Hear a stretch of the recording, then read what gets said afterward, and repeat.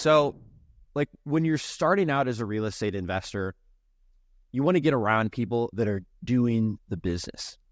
You can often find them at meetups, but it prevents outside voices and your own self-doubt from making you fail. But you don't want to appear needy to the real estate investors that you're meeting.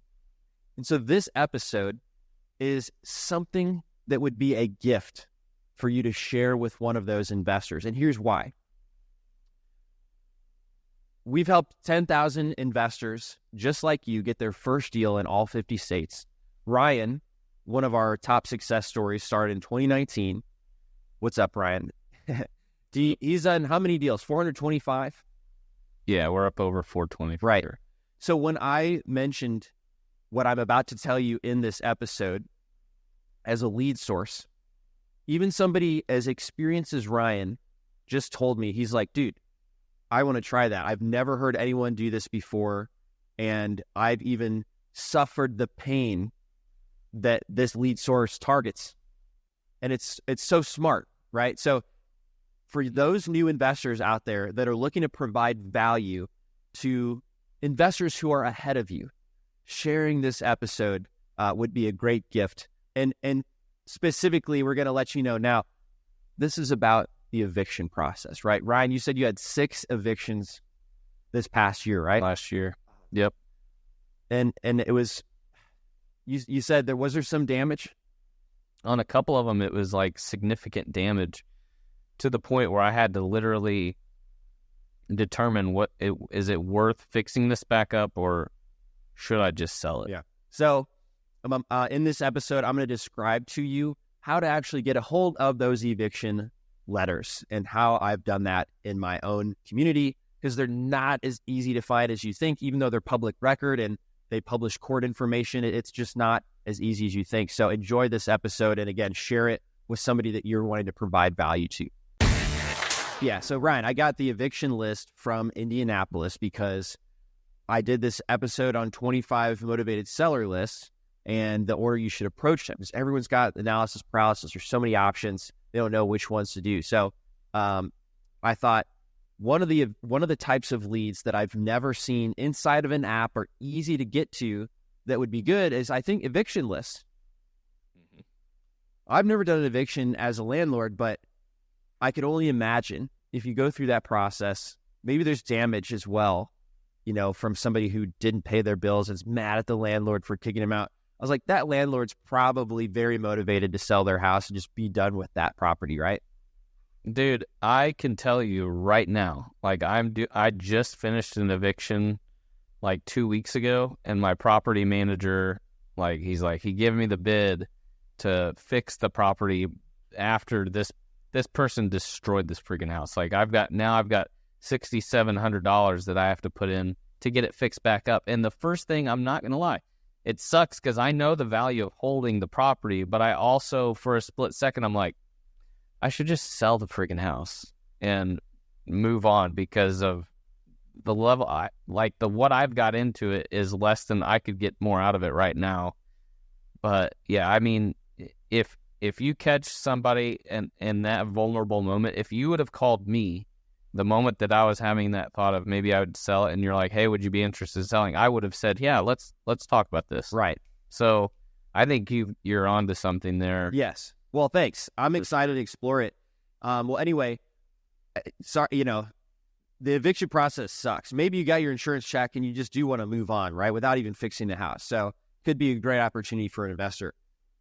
I went looking around and was like, how do you get these lists of evictions? I know the courts publish court data, so I should be able to see what type, because I've gotten a speeding ticket, and then I could search my own name, and I'm like, oh, David Lecco got a speeding ticket. So I was like, who's getting evicted? Who has properties that are getting evicted? And I did find that online search, but the problem was you could search by name and it would show up, but you couldn't just filter in bulk, show me all the evictions, right? Just like you can't really search, show me all the speeding tickets. The online system was not set up this way. So I found an email that said, Indianapolis, Marion County, if you want bulk data, contact this email. So I went on an adventure, had no instruction on how to do this. And there were some questions they asked me that were almost like very deterring. Like, I shouldn't be accessing this data. But I pushed through and I got creative with some of the answers, so I wanted to share that with you. So I requested this in November, actually November 2nd, 2023. I'm looking at the form I submitted. It's got a stamp, like a little rubber stamp, and they've scanned it in. It says, this was received November 2nd. So here are some of the questions. List all known business entity names related to the applicant, which is me, that will participate in these bulk data records. And I put none because I own my rental properties in my own name. I haven't even been sophisticated enough to put them in an LLC.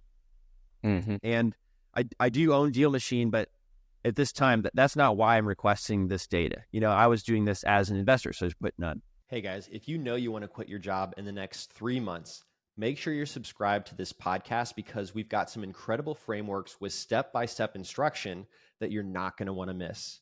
Also, leave us a rating and review to let us know your favorite parts and why you want to get financial freedom. The next question was, list the courts that you're requesting information from. And there was like 3-4 options. And it was all courts using the Odyssey case management system, or specific courts using the Odyssey case management system. And Odyssey is like the name of their software that they manage these cases with. I didn't know that, but that's what it is. So then the specific one was just Marion County. That's like the city I wanted to request the stuff in. It says specify and describe the records and, case data. And I would like to know the single family property addresses in Marion County that have had evictions in the past 12 months. And it says, do you want a one-time distribution or monthly? And I put both. And they said, what is the purpose? So I said, I'd like to know the rate of evictions in the area, compare it to my own portfolio. And I'd also consider reaching out to the property owners to see if they'd like to consider an offer on their property. And then they asked, how is the application consistent with the purposes of Administrative Rule 9 and access to court records rules? So, dude, I almost closed the window when I saw that question. I was like, I don't know. But I did a little Googling and I just read whatever Rule 9 was, so I quoted it here. It's like, a court record that is excluded from public access under this rule may be made accessible if disclosure is appropriate to the further establishment of precedent or development of the law. And then I just put under that, because that was their own rule. And I said, the records I'm requesting are public. The online search tool can only show me one. So the bulk request is for already public information. That's what I put on that answer to justify. The next question was, describe how fulfilling the application is an appropriate use of public resources. And so I didn't know what to say on this one either. I almost closed out the window, but I found there's this thing online called the Indiana State Information Policy, and I quoted it. It says, Indiana state government believes in enabling the efficient and ethical use of data to drive decision-making. So that was exactly, just quoted that, put it right there. Next question, how will approval provide a substantial benefit or serve the need of the Indiana judicial system? And I put, I can help reduce the number of evictions that the Indiana judicial system must hear, right? Because if I'm an investor reaching out to distressed landlords who don't know how to manage their properties well, they could just sell their property to me, let me take over that issue, right? And then the judicial system would have to hear less evictions. So again, I just made this up, but the questions sound like very deterrent, right? It's like they don't want people to feel comfortable responding, but these are the answers I put. And now I'm talking to you because it's February 28th, and last week they responded, right? 2-3 months later. So it says, applicant will pay an amount determined to be fair market value of the information. Will you be willing to pay, or are you not willing to pay? And I put, I would be willing to pay because I wanted, anything in my favor to like make them approve me. So I put willing to pay. And so they gave me a schedule of fees now. I didn't see this until they responded. So the schedule of fees is going to be 1 cent per case, and 15% per open cases. But I really think this is not a data source a lot of investors have access to. It's hard to get even through the questionnaire, right? Yeah. So I figured it's probably good that it costs money, because that means more people won't do it. More people won't pay. Probably a better lift. Correct. Yep. Yeah, so I don't know the total number of cases per month. I need to go check that. And in fact, I just signed the form back and I was like, hey, what's this estimate of the first data dump, that you guys, what's the estimated cost before you just send this to me? So he's like, yeah, don't worry. We'll send this over to IT, and then they're going to go ahead and give you that estimate. There's no obligation to pay until you have the estimate and you pay it. So I'm very excited about this new data source. And I wanted to share this with the DealMachine Nation listening to the podcast, because This is awesome. yeah, I mean, as a new investor, I really don't think that this is the way you should go. I think that the way you should go is driving for dollars, because you have to learn your neighborhood. It's also a list that not a lot of investors spend a lot of time doing. Especially when you're new, you have more time than money. And so you're not going to be competing against really big investors driving for dollars, because they're spending their money to go get leads. They're not driving around. So again, I think you should start with driving for dollars if you are a new investor. But let's say you're listening, you've done 5 or 10, you have some deals under your belt. This is an incredible way, I think, because I haven't done this yet, right?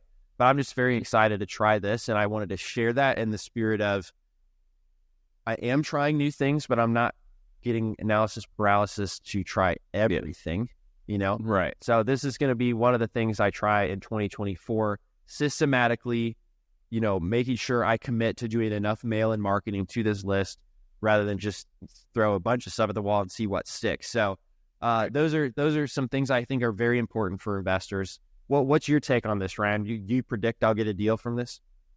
I do predict you're going to get a deal, so much so that I'm like antsy to get wrapped up with this so that I can go and Maybe you have work, to see what I can go and do in my own territory, see if I can get this list, because it does sound, I already know, like I was vulnerable there and felt like I wanted to sell a property that I just finished an eviction on. So I'm sure, depending on what type of investors we're working with, I'm sure there's other people out there that would be willing to sell a property if they're going through that same thing. So, dude, I'm excited. First off, that was a huge nugget for anybody that's going to listen to this. Like that could be awesome for many reasons. A, you're going to get a deal out of it. But B, you could really actually help your town. And I like the idea of helping out like your area and reducing the amount of evictions and putting a good product out there for people to have a safe home. So right, I know you're a huge proponent of that because you live in a small town. When you started selling your wholesale deals to out-of-state investors and they weren't fixing up the homes, you took that personally because your reputation depends on what happens to these homes, right? So you even started a construction company so these out-of-state investors could then hire you to work on that property, fix it up. So I know you truly mean that when you're like, yeah, this actually could help the community. So I'm excited about that too, man.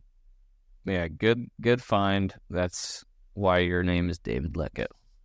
So if you guys are just listening and you are looking for your first deal, I would highly recommend this episode, number 78, 25 motivated seller lists and the best order to approach them to eliminate your analysis paralysis and get that confidence to take action on getting your first deal.